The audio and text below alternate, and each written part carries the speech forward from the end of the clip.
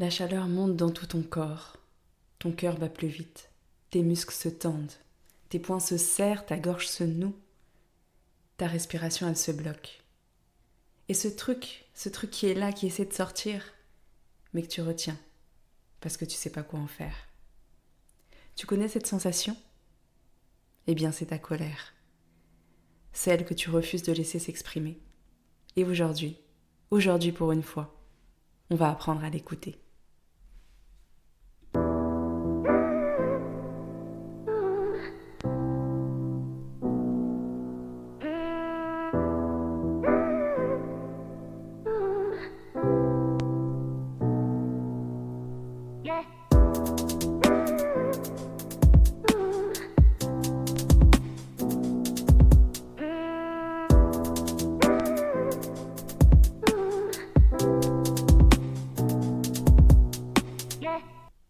Hello, je suis ravie de te retrouver sur ce nouvel épisode du podcast Un chemin vers soi. Aujourd'hui, on va parler d'une émotion qu'on n'a pas encore vraiment abordée ici et qui pourtant a toute sa place. Il s'agit de la colère. J'ai mis du temps avant de faire cet épisode parce que la colère, c'est une émotion complexe qu'on juge souvent beaucoup et qu'on a aussi beaucoup de mal à comprendre. Bien souvent, on nous a appris qu'il fallait la cacher, la minimiser. On nous a formaté à penser qu'elle n'avait pas sa place en fait, qu'elle était forcément néfaste, violente, bref qu'il fallait la bannir, la supprimer complètement de notre palette émotionnelle. Pourtant, si tu m'écoutes depuis un moment, tu sais que je crois profondément que toutes nos émotions, elles ont quelque chose à nous dire, et toutes, sans exception, y compris celles qu'on n'a pas envie de ressentir, celles qu'on nous a dit qu'on n'avait pas le droit de ressentir. Alors aujourd'hui, j'ai envie qu'on s'interroge ensemble sur cette émotion-là, sur cette colère. Bien entendu, pas pour se dire qu'on va la contrôler, tu sais que les émotions, ça ne se contrôle pas, mais davantage pour comprendre ce qu'elle est vraiment, d'où elle vient et puis surtout, ce qu'elle essaie de nous dire. À la fin de cet épisode, tu vas repartir avec 2 outils concrets, un pour décoder le message de ta colère et un autre pour te libérer. Pour libérer ce qu'il reste de cette colère, quand les mots n'ont pas réussi à sortir. Alors reste bien jusqu'au bout. Allez, let's go. Commençons donc par le commencement. La colère, c'est quoi exactement ? C'est une émotion dite de base, parce qu'elle fait partie des 4 grandes émotions fondamentales, avec la peur, la joie, la colère, bien sûr, et la tristesse. Qu'est-ce que ça veut dire déjà, parler d'émotions de base ? C'est qu'en fait, elle est innée, elle est instinctive, et cette émotion, on peut la lire sur le visage de tous les êtres humains, quelle que soit leur culture. Elle ne s'apprend pas. Elle est là dans ton corps, elle est là depuis toujours, en fait, depuis ta naissance. Et elle a une vraie fonction. Elle sert à te protéger. Quand tu ressens de la colère, il se passe plein de choses dans ton corps. Il y a ton rythme cardiaque qui va s'accélérer, ton flux sanguin qui va affluer du coup dans la partie supérieure de ton corps, au niveau de tes bras, tes épaules, ta poitrine. Tes muscles vont se contracter. Tu vas avoir souvent une respiration plus saccadée, plus irrégulière. Tu vas sécréter aussi des hormones, de l'adrénaline notamment, ce qui va libérer beaucoup d'énergie. En fait, ton corps, il se prépare à agir, il se prépare à passer à l'action. Et quand je dis ça ne veut pas dire forcément qu'il va se préparer à combattre, à frapper, parce que c'est un peu l'image qu'on a parfois quand on pense à la colère. Et c'est pour ça aussi qu'on la rejette.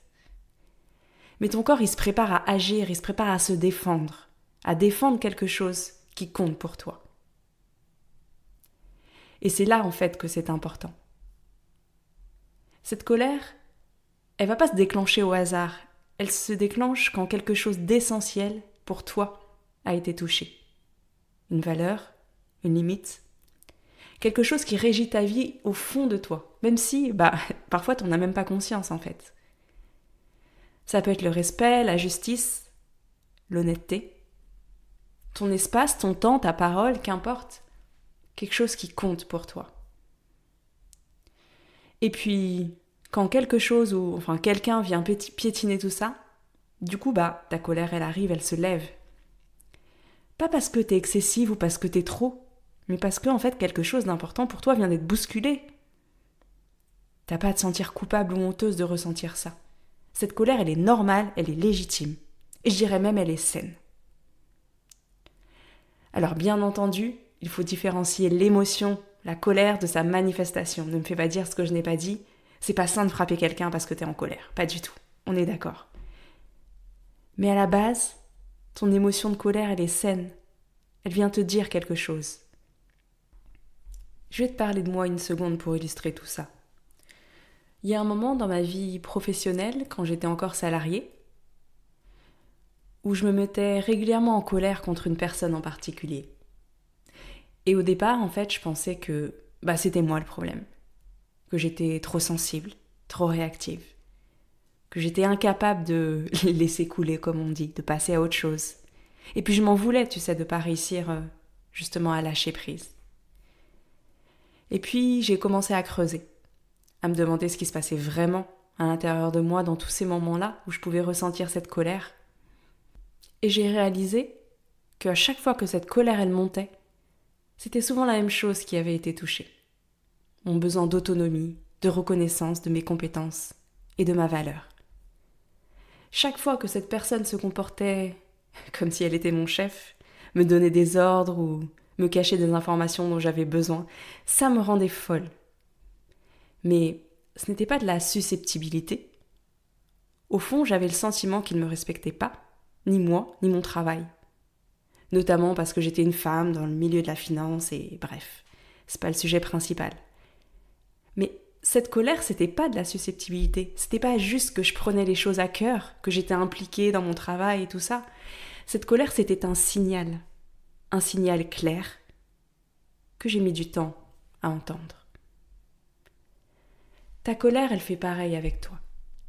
Elle n'est pas là pour te faire honte, pour te faire culpabiliser, pour te dire que t'es pas comme les autres. Elle est là pour te dire « Hey, quelque chose d'important pour toi vient de se passer. Il y a des limites là qui ont été franchies. » Mais le truc, c'est que on nous a rarement appris à écouter cette colère. Au contraire. Alors pourquoi ? Pourquoi on t'a dit que cette émotion, elle n'avait pas sa place ? Déjà, si on est réaliste, en fait, c'est pas tout à fait vrai pour tout le monde. Ou plutôt, c'est encore plus vrai pour nous, les femmes. Un homme qui est en colère, qui l'exprime, souvent c'est ok. Mais une femme, non, voyons. Et ce discours, en fait, il remonte à loin dans notre enfance. Petite déjà, on nous a inculqué qu'une femme, une fille, ça crie pas. Une fille qui s'emporte, qui tape du poing sur la table, elle est agressive, elle est hystérique, elle est difficile. Une fille bien, une fille sage, elle doit pas s'énerver. Elle doit garder le contrôle, entre guillemets. Elle doit gérer ses émotions. Elle doit rester douce. Elle doit pas faire de scène. Et toutes ces injonctions à la con. Alors qu'un garçon qui s'emporte, on va dire, oui, il s'affirme, il a du caractère, il a des convictions. Et tu vois, cette double vision, elle se joue très tôt. Et on absorbe cette vision, même inconsciemment, même sans s'en rendre compte. Du coup, une fois que t'es adulte, quand la colère elle monte, le premier réflexe que t'as, et que j'ai aussi très souvent, en tant que femme, et encore plus, j'ai envie de dire en tant que femme hypersensible, c'est de bloquer l'émotion, au lieu de l'écouter. On essaie de l'étouffer, de la faire taire le plus vite possible, avant que quelqu'un ne la voie. Oh mon Dieu, il faut surtout pas qu'on la voie. Qu'est-ce qu'on dirait de nous ? Et tu sais, en tant que personne hautement sensible, tes émotions, elles sont plus intenses. Donc ta colère à toi, souvent elle murmure pas, elle gronde. Et ça te fait peur, d'autant plus peur, alors tu la ravales encore plus profondément que les autres. T'as peut-être développé plein de stratégies sans t'en rendre compte. Tu vas par exemple changer de sujet, t'éloigner physiquement, minimiser la situation, c'est pas grave, c'est pas si important. Alors qu'au fond, c'est pas du tout ce que tu penses. Tu peux aussi te raisonner. Je ne devrais pas réagir comme ça. Et puis, tu sens toute l'ironie dans ma voix, non ? Et puis, tu te forces à sourire, à faire comme si, alors qu'à l'intérieur, tu boues. Et après, il y a 2 scénarios. Soit la colère, elle finit par exploser, souvent au mauvais moment, avec la mauvaise personne, pour la mauvaise raison ou quelque chose de futile, dirons-nous. mais qui n'est finalement que la goutte d'eau qui va faire déborder le vase. Et là, tu comprends pas trop ce qui t'arrive. Là, tu te sens honteuse. Ça vient renforcer ta croyance que t'es trop, que t'es excessif, que t'es hystérique. Et la deuxième option, deuxième scénario, elle ne sort jamais, cette colère. Elle reste là, enfuie, en mode sommeil. Elle se transforme en rancœur, en fatigue, en une sorte de mal-être qui va être diffus dans tout ton corps. Dans les deux cas, le message n'est jamais passé. Et le besoin, lui, n'a jamais été entendu. Je fais une parenthèse ici, parce que je ne sais pas si tu as l'habitude de m'écouter, mais derrière chaque besoin désagréable se cache un besoin non satisfait. Je t'invite d'ailleurs, si tu ne l'as pas déjà fait, à écouter mon épisode sur le fonctionnement des émotions et celui aussi sur les besoins. Ça t'éclairera sur ce point-là. Et il y a autre chose que tu dois avoir en tête. Parfois, cette colère que tu ressens, bien sûr, elle est dirigée, enfin, dans la plupart des cas, contre quelqu'un, mais pas uniquement en fait. Cette colère, elle peut aussi être dirigée vers toi. Et bien souvent, il y a au moins une petite part de colère qui est à ton égard. Tu t'en veux d'avoir dit ça, d'avoir réagi comme ça, de ne pas avoir été à la hauteur, de ne pas avoir su te défendre, ou au contraire de t'être trop défendu. Cette colère-là, elle est silencieuse bien souvent, un peu sournoise, mais tu sais, c'est la plus douloureuse.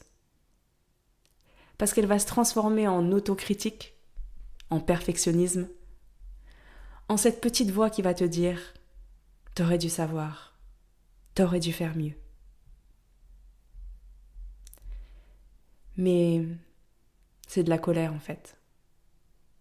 Et comme toutes les émotions, cette colère, elle mérite d'être entendue, elle aussi. Alors maintenant, la vraie question, qu'est-ce qu'on fait une fois qu'on a dit tout ça ? Parce que mon but, c'est pas de te dire de tout lâcher et d'exploser. Je suis pas là pour ça. Et je suis pas là non plus pour te dire de continuer à planquer tout ça sous le tapis. C'est vraiment la pire chose à faire. Mais il y a un chemin entre les deux. Et je vais te donner 2 outils concrets pour que tu puisses commencer à te réconcilier avec cette colère. Que tu puisses commencer à la sortir de toi, à l'exprimer et à lui donner sa place, la place qu'elle mérite. Je t'invite à prendre un carnet. Pense à une situation récente où tu as ressenti de la colère. Que ce soit de la colère envers quelqu'un ou envers toi-même, peu importe. Une situation qui est encore là, quelque part, pas complètement digérée. Si besoin, tu peux mettre pause sur l'épisode, penser à ta situation et revenir dès que c'est plus clair pour toi. Dans un premier temps, tu vas répondre à 3 questions. Elles vont t'aider à décoder le signal de ton émotion, à comprendre ce que ta colère, elle essaye de te dire en réalité. Première question, qu'est-ce qui s'est passé concrètement ? Ici, je te demande au maximum d'essayer de ne pas faire d'interprétation, de ne pas mettre d'affect, pas d'émotion. Je sais, c'est pas facile, mais essaye de décrire la situation de manière neutre, factuellement. Ce qui s'est dit, ce qui s'est fait. Comme si finalement tu décrivais la scène à quelqu'un qui n'était pas là, mais vraiment sans la juger, sans dire que c'est bien ou mal, sans juger les personnages, sans donner de responsabilité. Juste, qu'est-ce qui s'est passé ?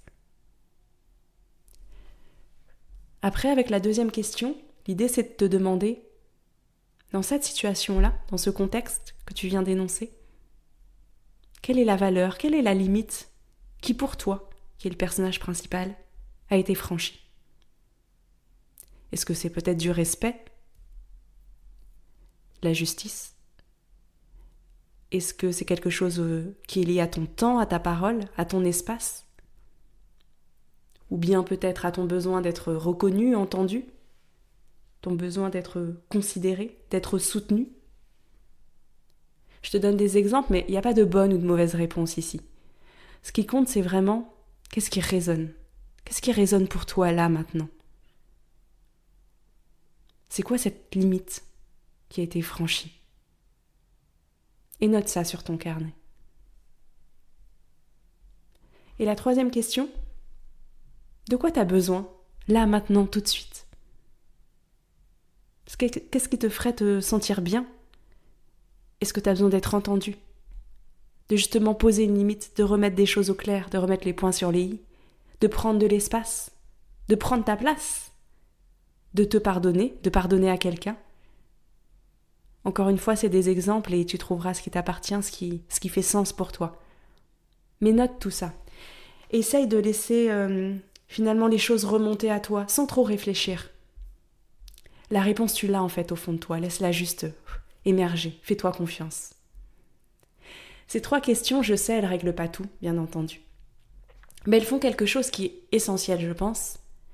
C'est qu'elles commencent tranquillement à transformer cette émotion floue, cette émotion inconfortable, en quelque chose de plus concret, de plus lisible, en besoin réel. Et un besoin, on peut faire quelque chose avec ça.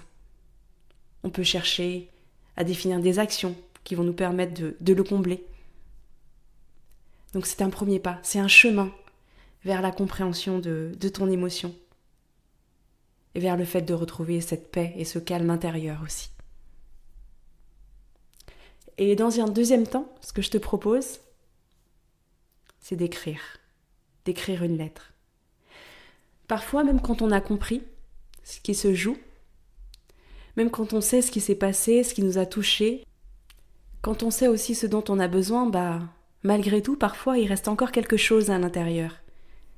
Une sorte d'énergie non dépensée, des mots qu'on n'a pas pu dire, quelque chose qui tourne dans notre tête, quelque chose qui vient polluer notre corps. Et c'est là que la lettre, elle entre en jeu. C'est un exercice peut-être que tu connais déjà, mais à chaque fois que je le propose en accompagnement avec mes coachés, il a un impact de dingue. Alors je t'invite à jouer le jeu, à écrire cette lettre. Et pas juste en penser, mais vraiment prendre ta feuille de papier, ton stylo, et écrire. Le but, c'est pas forcément de l'envoyer à la personne qui t'a mise en colère, mais de l'écrire pour toi dans un premier temps. Tu verras ce que t'en feras après. Et si ta colère, elle est dirigée vers quelqu'un d'autre, écris-lui. Dis-lui ce que tu n'as pas su lui dire, ce que tu n'as pas pu. Vraiment sans filtre, sans te censurer, sans te préoccuper de comment cette personne va le prendre. Dis ce que tu as ressenti vraiment. N'aie pas peur de faire mal, puisque potentiellement cette personne ne lira jamais cette lettre. Dis ce qui s'est passé pour toi. Vide ton sac. Dis ce dont tu avais besoin à ce moment-là, ce que tu n'as pas eu. Laisse sortir tout ce qui est resté coincé, tout ce qui te consume, tout ce qui a besoin finalement de s'exprimer. Et si ta colère, elle est dirigée contre toi-même, le principe il reste le même. Écris-toi une lettre avec la même intention, la même force, la même authenticité. Dis à cette version de toi ce que tu lui reproches, ce que tu aurais voulu qu'elle fasse différemment. Et puis, si tu en es capable et si tu ne l'es pas encore, c'est ok. Essaie de terminer cette lettre avec un peu de douceur. Parce que, notamment, dans le cas de cette colère que tu as contre toi, cette colère, elle cache souvent une attente très haute envers toi-même. Elle révèle souvent un manque de bienveillance envers toi et aussi une fragilité d'estime de toi. Alors, donne-toi un peu d'amour. Tu en as besoin. Et surtout, tu le mérites. Cette lettre, une fois écrite, t'en fais ce que tu veux. Tu peux la garder, la déchirer ou la brûler, peu importe. Certaines personnes trouvent que ça aide de, la détruire symboliquement. C'est comme si ça clôturait quelque chose. Pour moi, ce qui compte, c'est que les mots soient sortis. Parce qu'une colère qu'on a traversée, qu'on a comprise, qu'on a exprimée, même seule, même avec du papier, elle pèse beaucoup moins lourd. Avant de te laisser, je voulais faire un petit récap de ce qu'on a vu ensemble aujourd'hui. première chose, la colère, c'est pas un défaut de caractère. Ce n'est pas parce que tu es trop sensible, trop intense, trop compliqué, tout ce qu'on a pu te dire, tu sais. C'est une émotion de base qui est innée, qui a une fonction précise, te protéger. Elle se lève quand une valeur ou une limite importante pour toi a été franchie. Et elle mérite d'être entendue, pas étouffée. Deuxième point, si tu as tendance à ravaler ta colère, c'est normal, on t'a appris à le faire. En tant que femme et notamment en tant que personne hypersensible, le message reçu très tôt, c'est que cette émotion-là, elle n'est pas acceptable. Mais ravaler ta colère, ça la fait pas disparaître. Au contraire. Elle reste, elle grossit, elle finit par ressortir d'une manière ou d'une autre. Enfin, tu as désormais 2 outils, les 3 questions et la lettre, pour te libérer de ce qui te reste, de cette colère, qu'elle soit dirigée vers toi ou vers quelqu'un d'autre. Et si tu veux aller encore plus loin, sur tout ça, sur toute cette partie émotionnelle, apprendre à traverser tes émotions, les comprendre, les apprivoiser vraiment, j'ai créé un atelier en ligne qui s'appelle justement « Apprivoiser ses émotions ». C'est un atelier de 2 heures où je décrypte les émotions de base. Je te propose des exercices de sophrologie, des techniques de coaching pour t'aider à les réguler. Le lien, il est directement en description de l'épisode et je t'invite à y jeter un coup d'œil. Merci d'avoir écouté cet épisode jusqu'au bout. Et si tu repars avec une seule chose aujourd'hui, que ce soit ça. Ta colère n'est pas ton ennemi. C'est une partie de toi qui mérite d'être entendue. Si tu as fait l'exercice, les 3 questions, la lettre, j'adorerais le savoir. Viens me le dire en DM sur Instagram. Et si l'épisode t'a parlé, tu peux aussi me laisser une note en commentaire sur la plateforme que tu utilises, si elle le permet. C'est gratuit, ça prend 2 minutes. Et c'est vraiment ce qui aide le podcast à grandir et à toucher d'autres femmes qui en ont besoin. Prends soin de toi et à très vite.